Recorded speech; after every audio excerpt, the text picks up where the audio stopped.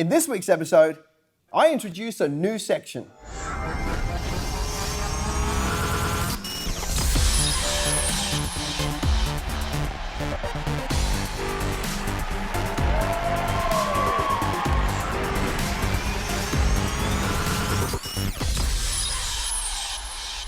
Hi and welcome to episode 32 of Business Greenhouse TV.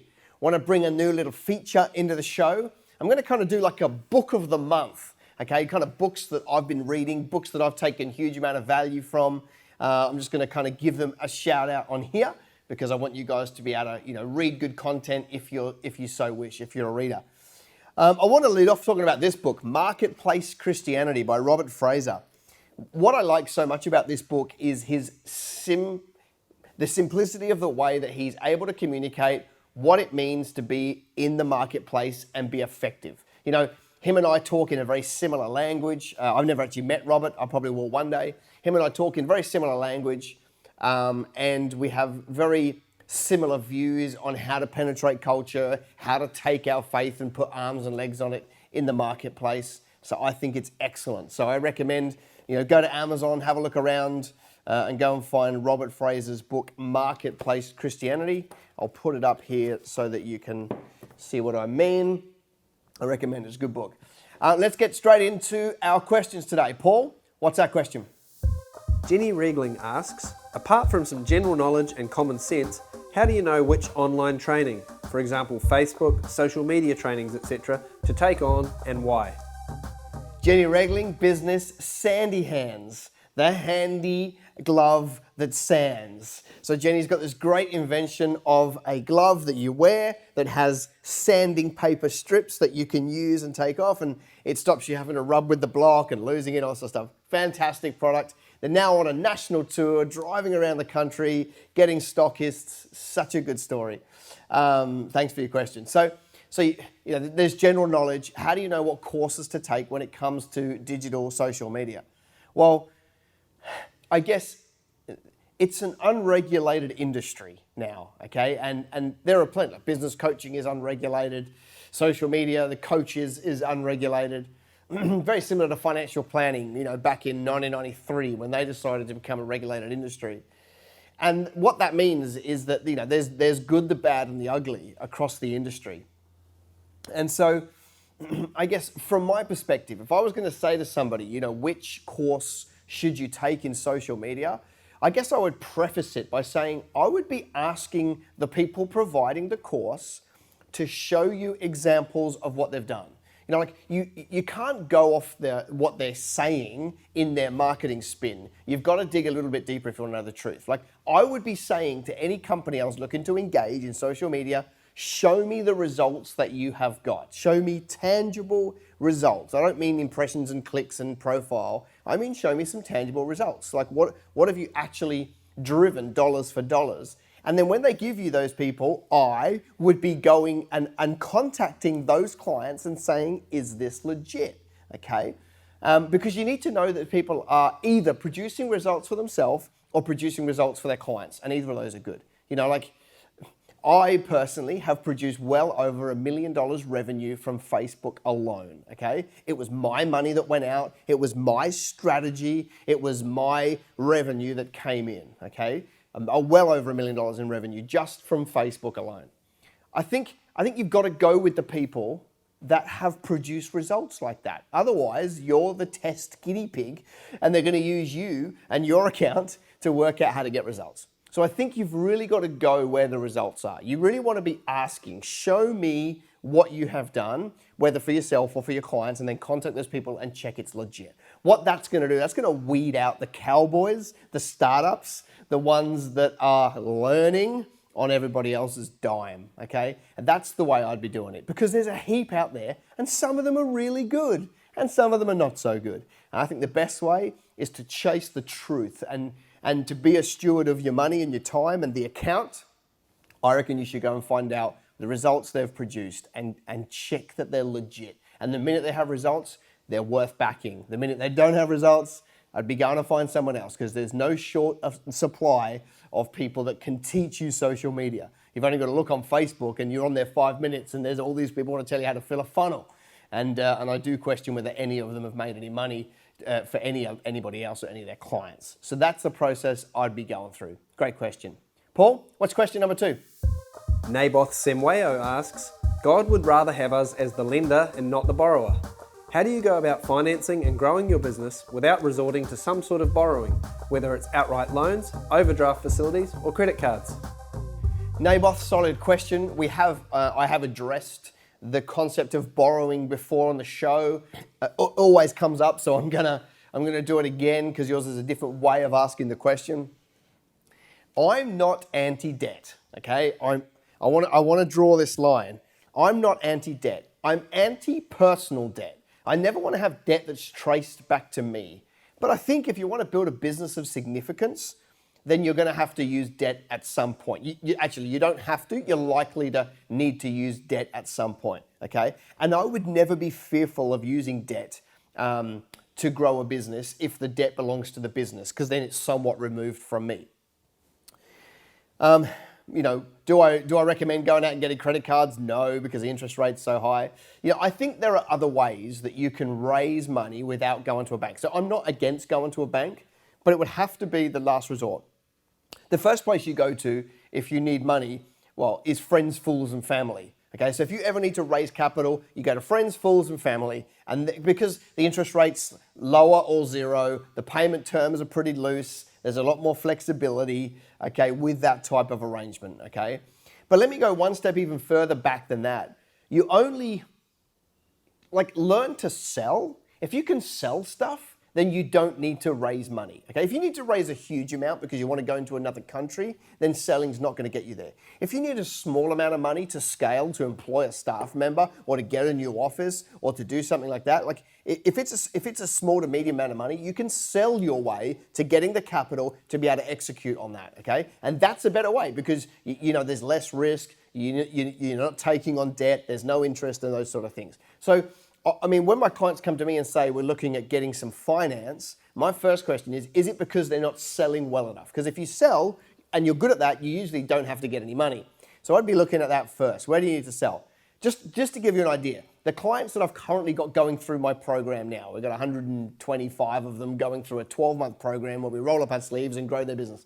I went through a process with them where I said, listen, you need to get more capital, more liquid money so that you can invest more money in marketing. And I literally went through a process of looking through their day, their week, their month, their expenses, their lifestyle expenses, and we cut out all the stuff they didn't need. Some were smoking, cut that out. There's marketing money.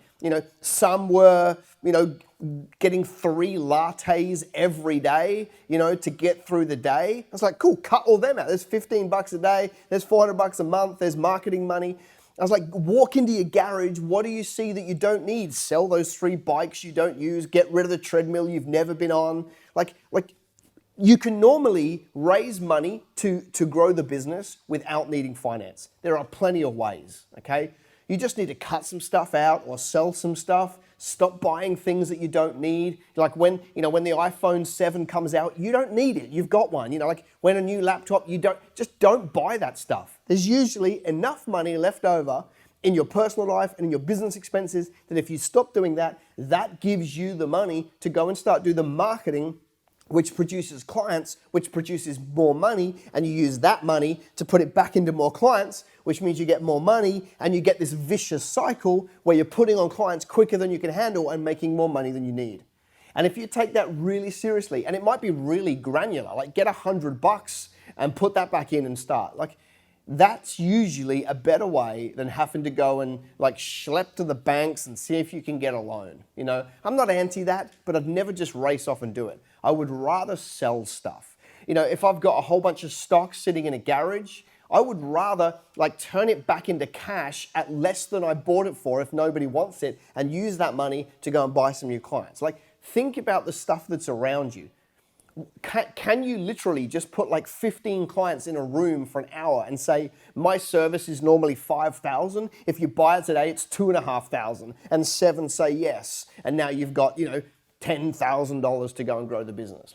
Think of ways to sell stuff and cut it out of your life. That's where your capital comes from to be able to grow your business. I'd be doing that first before I ever went to the bank. If I needed to go to the bank, no problem with that, but make sure that the borrowing is not attached to you. Because I agree, the Bible warns a lot about debt. Now, it doesn't say that, I can't see that it says no case ever use debt. I think there are certain times you can. For example, if we go right back to Leviticus, Leviticus teaches us God's way was you borrowed according to the amount of times left in the 7-year cycle. So every 7 years, there was like a cancelling of the debt, sending home staff, sending home slaves, getting everything back to zero. And every 7 sevens, they have a party on the 50th year called the Jubilee year, the Jubilee cycle, and the debt clock went to zero. Okay, and God's plan there was simply so that we wouldn't end up in the environment that we have today, where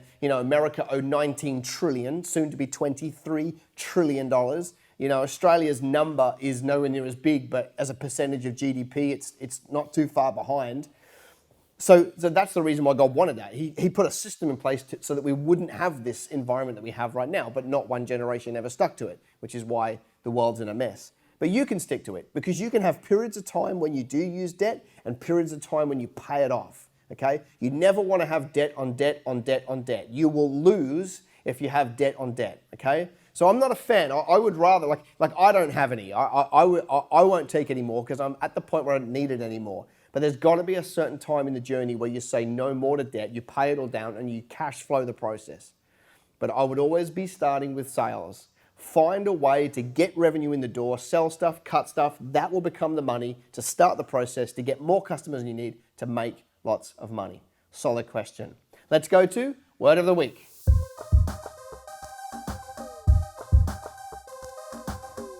Okay, this week, Proverbs 12:9. Let's go there.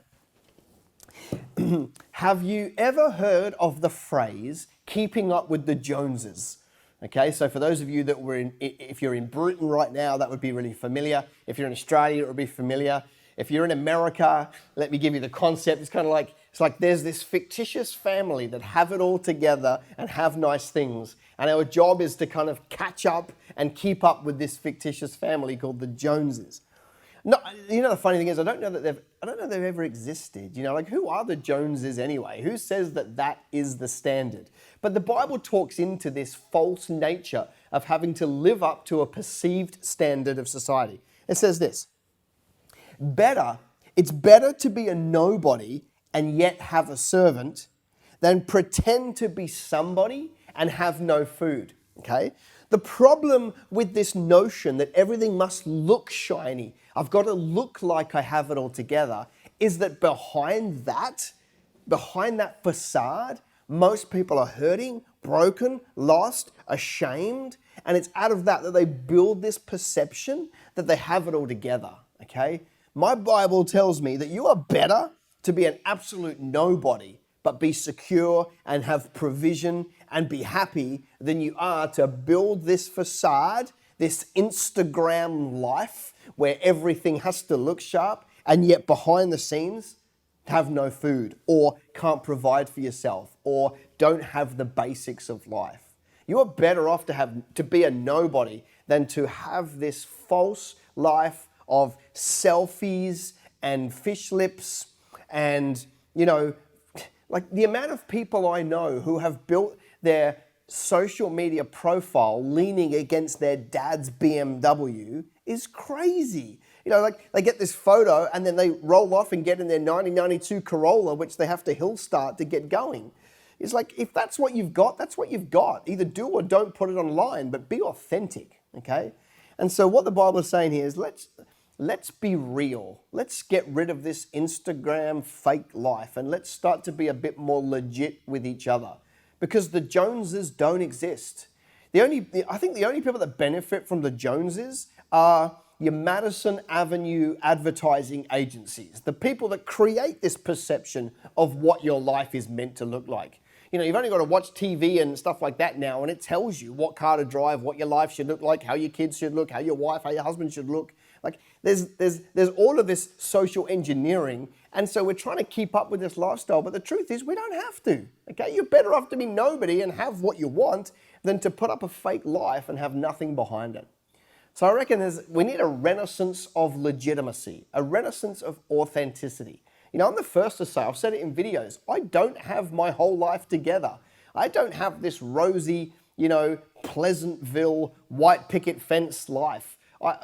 I've got some smarts when it comes to business, okay? I've got the ability to grow businesses, but I'd never get up here and go, you know, Father of the Year advice or whatever. Like I have the same rubbish going on in my life as everybody else under the sun. I just do these videos. Hopefully there's some business value that gets put out there. And I think that's where we've got to get to. That's why all our big events, I bring my wife up, you know, and I give her credit for being the most amazing woman in the world and the kids and stuff like that, because I just want people to know it's authentic.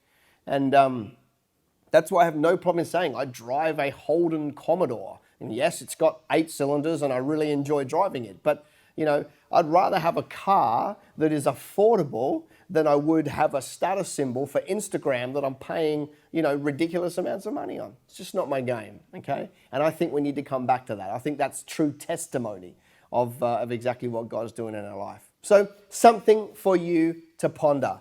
Hope that was valuable for you. Remember, we've got Robert Fraser's book, Marketplace Christianity. When I read good, solid books, I'm going to bring him on the show and just give him a shout out, and hopefully you can go buy them and take the same stuff as I am. Hopefully that was valuable for you. I'll see you next week. Bye for now. Hey, thanks for watching. If you enjoyed this show, why don't you subscribe by hitting the subscribe button, and then you'll get all the alerts of the future shows.